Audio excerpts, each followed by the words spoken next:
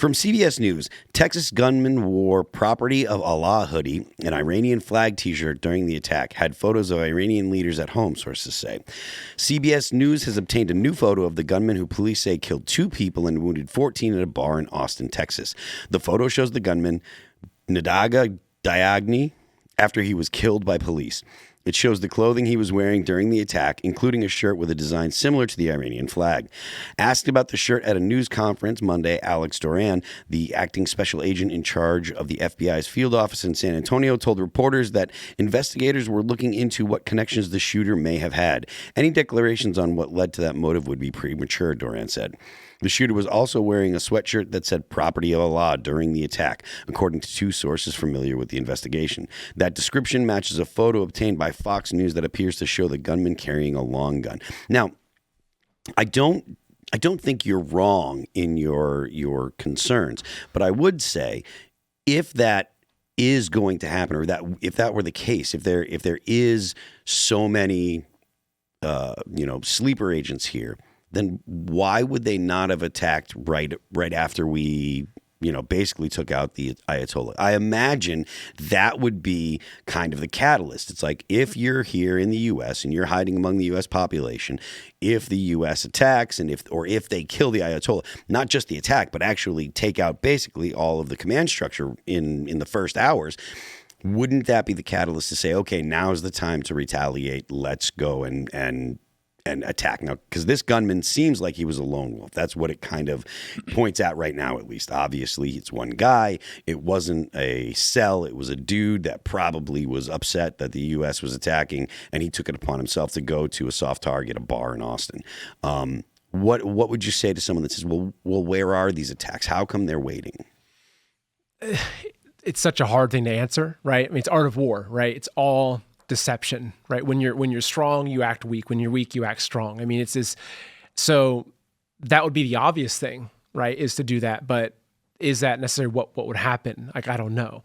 Even when I see this guy, right? This guy wasn't Iranian. I'm not going to try to pronounce his name, right? But it's like, call me the conspiracy theorist here, but I'm thinking, okay, who is this guy? Does he have CIA background, right? Because it's like it's happened before, right? You even look at the getting into whether it was looking at Pearl Harbor or a lot of these things. A lot of the times you have these kind of government-sponsored false flag events that help build public sentiment towards a war. Can't he just be third worldist terrorist scum? Why does it have to come to? Well, he's a naturalized American citizen born in Senegal. Still be a third worldist just because you're. Senegal. He absolutely could be. There are a lot of third worldist Americans, actually, unfortunately. But I think it's worth just asking these questions, is because what's behind this? It's tough. It's tough to say if he would be specifically tied to Iran, because if he's from Senegal, that would mean he's Sunni.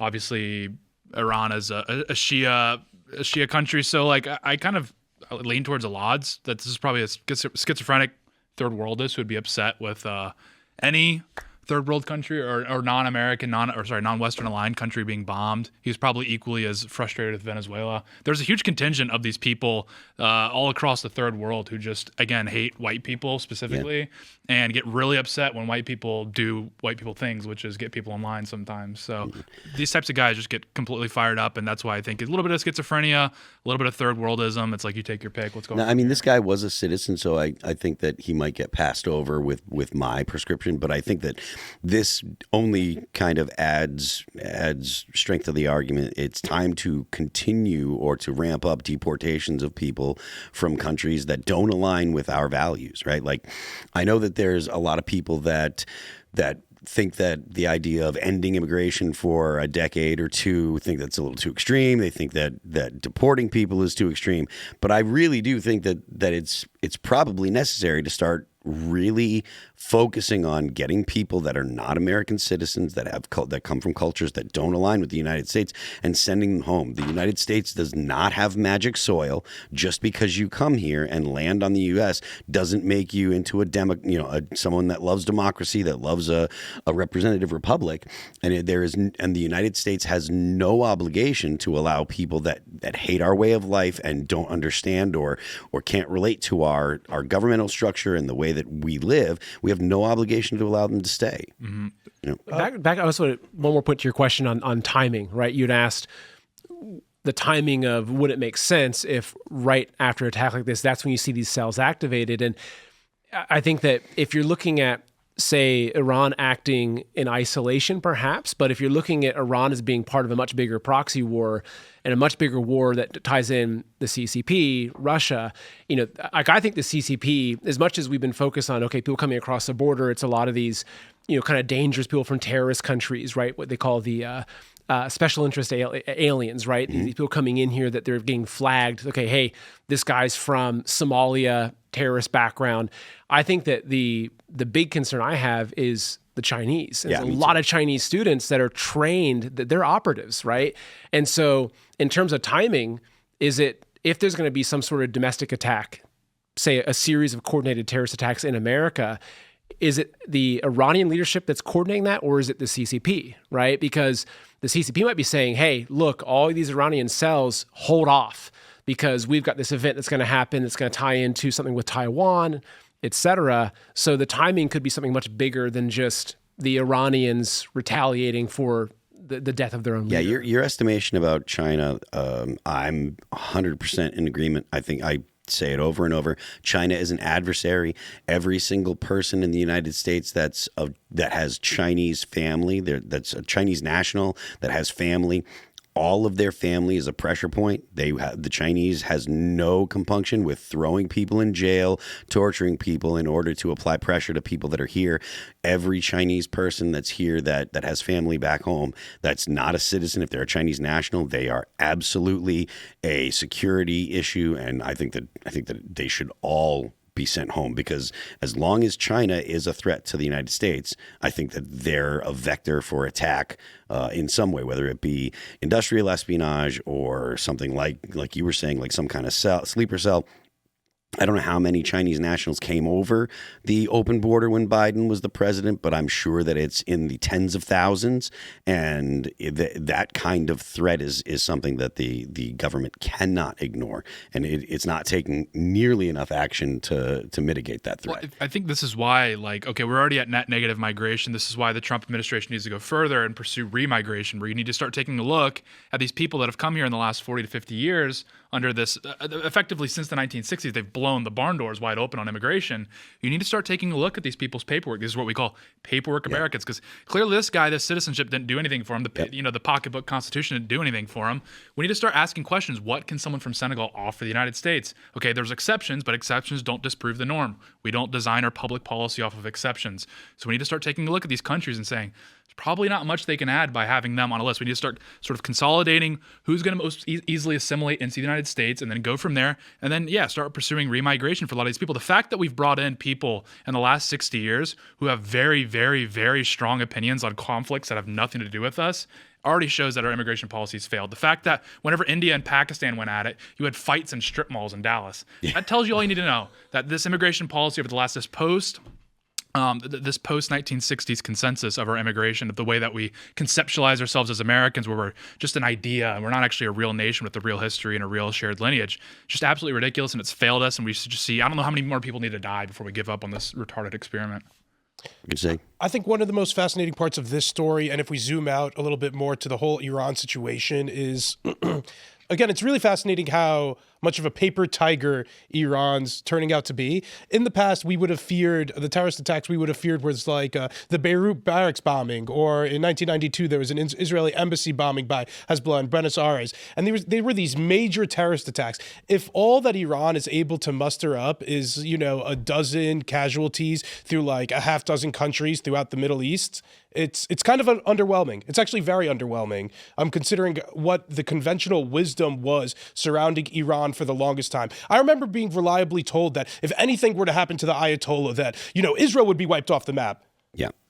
Unfortunately, 9 Israelis died in a ballistic missile strike in Beit Shemesh, outside of Jerusalem. But all things considered, that's not a ton of casualties. Every single life that is lost is obviously, dastardly and horrible, and we thank every service member for their service. But again, all things considered of how all these strikes are playing out and the costs that are coming to the regime, it's astonishing how little the pushback has been. So if this is the worst terrorist attacks that they could kind of muster, it's very unimpressive. It's fascinating again how much of a paper tiger that they were and that their proxies were as well, because Hezbollah was supposed to be the person who kind of fended off anybody from attacking Iran, because if you were to attack Iran, then Hezbollah had a ton of weapons and it was going to cause a ton of trouble in the Middle East. But we really dismantled all of that, we and our allies. One last tidbit on this, because I don't think we focused on this enough. The killing of Ayatollah Khomeini and the significance of that, I do not think can be overstated. This was a regime founded on anti-Americanism. They contributed to the killings of many Americans in the Marine barracks bombing. They also contributed a ton of IEDs to maim our soldiers in Iraq. I think it's just so fascinating how quickly things have changed. One last tidbit on this. I know I love to glaze Israel on the show, so this won't be coming as any news to anybody. But one of the most amazing things here that I think Israel did was how effective they were at assassinating different high-ranking leaders. They started with Hamas, with Yahya Sinwar, Ismail Haniyeh, who was killed in Tehran, and Mohammed Diaf. Then they made their way up to kill the leader of the general secretary of Hezbollah, in Hassan Nasrallah. There was almost no response. And now they were able to also kill the Ayatollah. So just the amount of good intelligence that the Israelis have, I feel like can't be overstated. And in the press briefing earlier today, Secretary of War Hegseth mentioned how happy he was to have a capable ally, that we're not always as Americans dragging all the military weight in all the battles around the world. It's amazing to have capable allies who actually can do some of the dirty work for us. I think that was a wink and nod to the Europeans who aren't doing shit in Ukraine, and maybe some of our Asian allies in Japan and Korea who maybe could be doing more in the Pacific.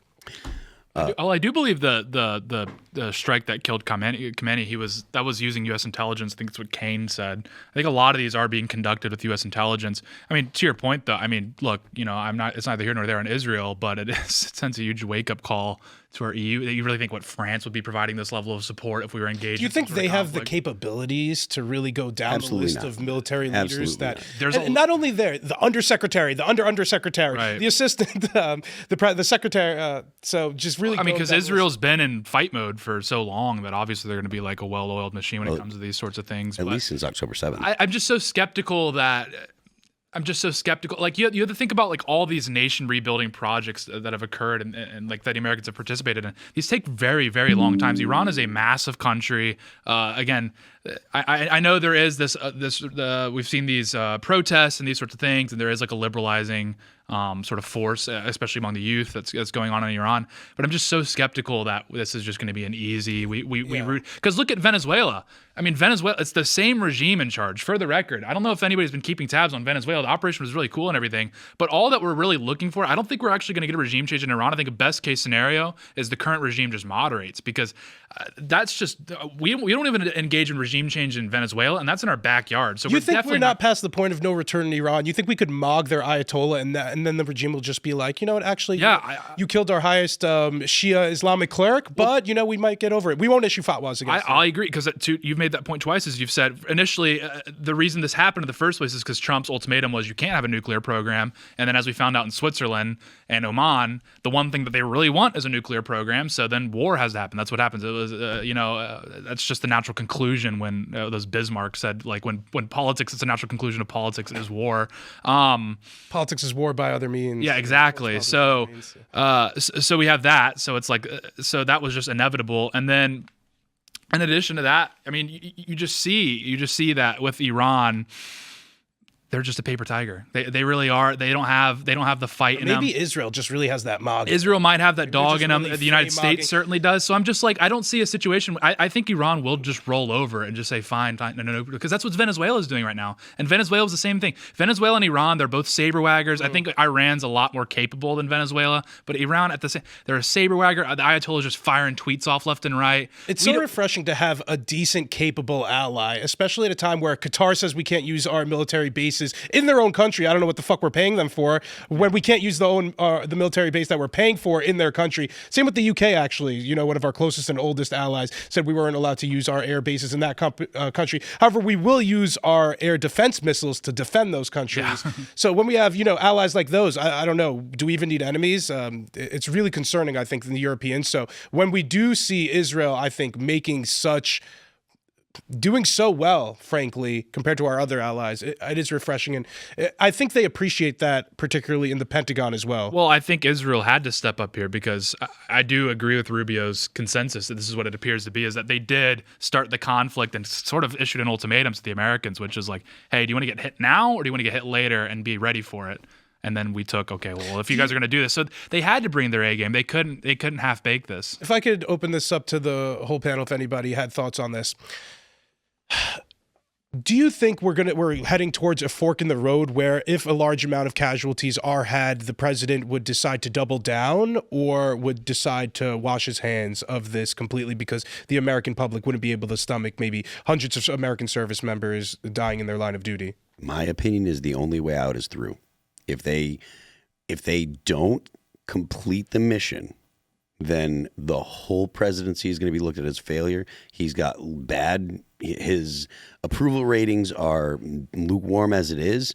If the United States initiates a war and then tucks tail and runs, that will be the end of Donald Trump's presidency. He will not be effective, and he will be looked at in history as a failure. And all of the bad things about Donald Trump that people have said, they'll all stick. He was wasn't ready for the prime time, all of that stuff. Nothing else that he has done will matter. Every negative comment they've said about him will stick to him like glue, and that will be his legacy. So I don't think that he has the option, and I think that he knows it. And that doesn't mean he's going to be successful. That's not me saying that he's going to definitely win and blah, blah, blah. But I think that the public perception and the way that history will look at him, if he turns tail and runs, then he's going to be looked at as a failure. Because everyone, even if there is a lot of casualties, nobody thinks that Iran can beat the United States. Right. Right? Like nobody looked at this and says, oh yeah, Iran can beat the United States. If they hit us hard and he runs, then his legacy will be forever tarnished. It will be a national embarrassment forever. I don't think he has the option of running, honestly. Well, and Phil, like to your point, I think you're exactly right, and that's what makes this whole situation just so frustrating because it's like the Trump administration just sort of walked into this situation where that is the reality of what the outcome could be if they fail here, and it is not necessary. Like, again, the thing that drove Trump, I actually disagree a little bit with the people on, specifically on Twitter that are like, Trump got elected for no new wars and he's the peace president and that sort of thing. It's like, I think actually the reason Trump got elected was for delivery on domestic policy. So again, if there was a situation in which we needed to engage internationally to like sort of bring forth something domestically, I think the voters would have accepted that. Like Venezuela, by and large, ended up being fairly popular because people could see how it linked back to the domestic policy. Iran, completely unclear. That's what's so frustrating is Trump has walked himself into a situation where now his legacy is on the line over a conflict that it's not even clear how this actually benefits his domestic policy. Thanks for checking out this clip from Timcast IRL. Make sure to watch the show live Monday through Friday at 8 p.m. Subscribe to this channel, and we will see you all there.